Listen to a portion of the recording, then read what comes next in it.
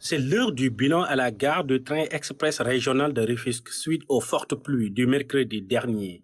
Cet endroit stratégique a été frappé de plein fouet par les précipitations, causant quelques dysfonctionnements. Nous avons été impactés ici au niveau de Rufisque. On a un poste de signalisation qui gère l'ensemble des circulations entre la zone qui est comprise entre Yeumbeul et Diamniadio.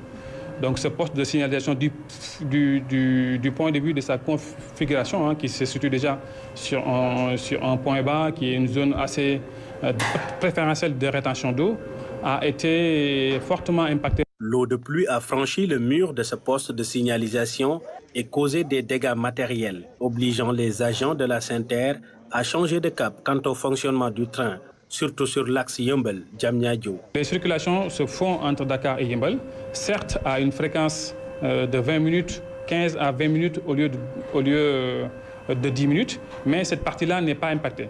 La partie qui est aujourd'hui impactée suite aux inondations, c'est vraiment la partie entre Yeumbeul et Diamniadio.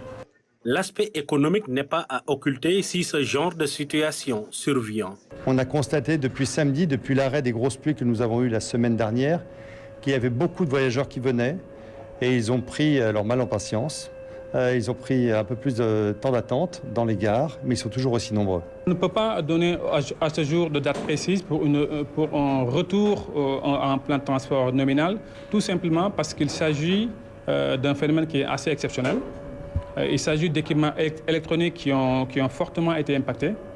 Cette visite guidée organisée par la SENTER en synergie avec la SETER a été une occasion pour les experts d'apporter la lumière sur la perturbation du TER ces derniers jours. Les équipes techniques sont à pied d'œuvre pour remettre le train sur les bons rails.